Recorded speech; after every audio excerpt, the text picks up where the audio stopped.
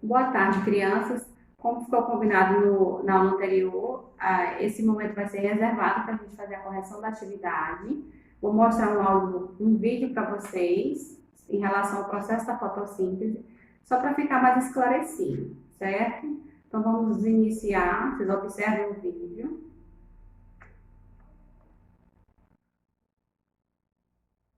As plantas são formadas por três partes fundamentais: a raiz, o caule e a flor. A maioria das plantas tem flores e tustos.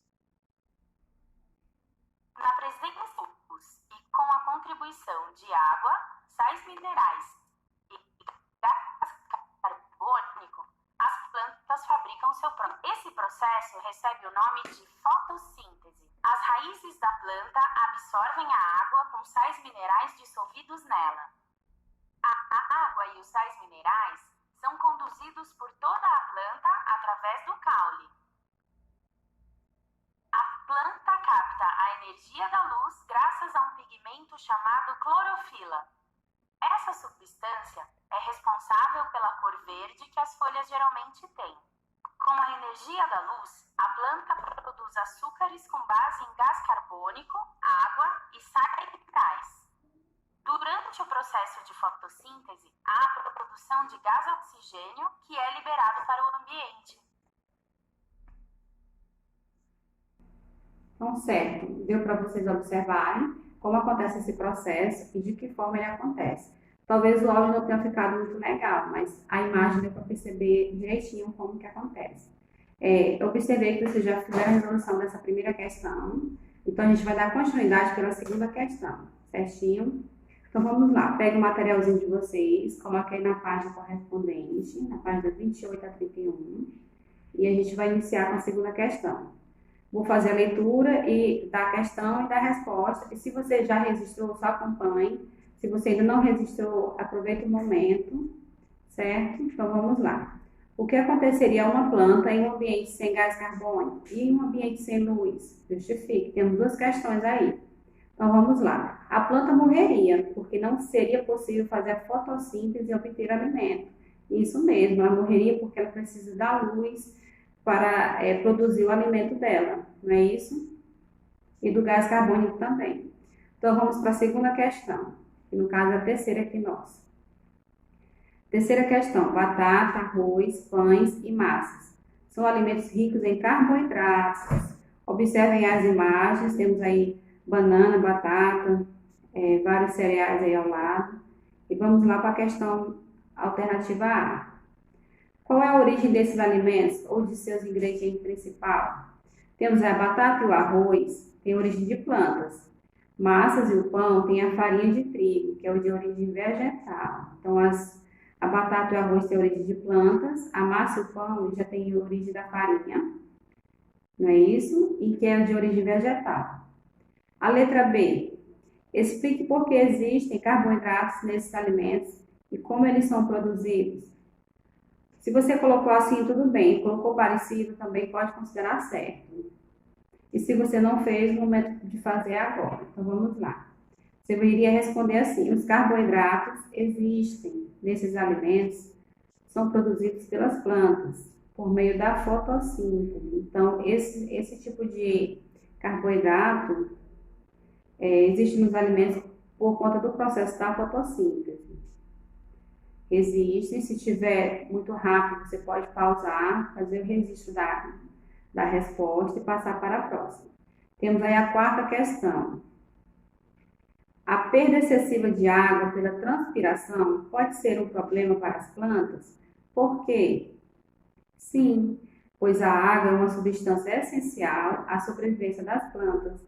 A gente sabe também que além da luz e do gás oxigênio, as plantas precisam de quê também? De água. São três elementos principais que elas precisam para sobreviver e para produzir seus alimentos. Então, sim, a resposta é sim e está justificativa. A quinta questão: o que há de semelhante entre a respiração das plantas e a dos animais? Existe uma característica em comum entre esses seres. Vamos descobrir o que é? Tanto na respiração das plantas como na dos animais, O gás oxigênio é absorvido e o gás carbônico é eliminado. Isso mesmo. Os animais e as plantas passam pelo mesmo processo de respiração e de transpiração. Eles respiram gás carbônico ou gás oxigênio e transpiram gás carbônico. Uma semelhança entre os animais e as plantas é essa daí. Vamos para a sexta questão. Onde ocorrem as trocas gasosas no corpo das plantas? Vocês recordam que no videozinho eu expliquei que essas trocas gasosas acontecem na raiz, no caule e nas folhas, mas principalmente nas folhas, não é isso? Então vamos lá, vocês vão registrar assim. Nas plantas, as trocas gasosas acontecem em todo o corpo, mas em maior quantidade nas folhas, certinho? Resistem aí. Eu expliquei também bem direitinho, dei até o exemplo dos pontinhos nos orifícios, não era isso? Que era um dos pontinhos que eram marcados como a parte que elas transpiravam, respiravam e transpiravam. Então vamos para a sétima questão. Por que é importante para o cultivo de plantas que o solo seja bem arejado? Então, vamos saber por que é importante? Porque as raízes das plantas também precisam de gás oxigênio, usado na respiração. Isso mesmo. As raízes das plantas não precisam desse oxigênio para elas também produzirem esse alimento, que é o dado processo da fotossíntese. Vocês observaram que no vídeo ele inicia-se pela raiz até percorrer por todo o parte do corpo da planta e chegar às suas folhas. Então vamos para a oitava questão. Leia a pergunta que Jéssica faz à sua mãe. Tem uma caixinha de diálogo e uma criança está questionando a mãe dela. Vamos observar o que ela pergunta. Mãe, ouvi dizer que as plantas respiram muito gás oxigênio. Se essa planta ficar no meu quarto enquanto durmo, ela vai me deixar sem ar? Olha a preocupação da criança, está imaginando, pelo fato da planta respirar, se ela vai sugar todo o gás oxigênio que tem no ambiente. Então vamos lá. Você sabe responder a pergunta da menina? É uma pergunta pessoal, mas eu vou auxiliar vocês. Não, ela não morreria, ela não ficaria sem ar. Agora por quê? Ter uma planta no quarto é como ter outra pessoa respirando, porém em menor intensidade. Então, assim, a planta ela respira igual os outros animais e nós também seres humanos, mas a planta ela respira com menor quantidade. Então, não aconteceria de um ser humano ficar sem gás oxigênio.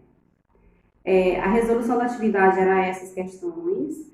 Espero que tenha ficado compreensível, que você tenha feito seus registros e até a nossa próxima aula.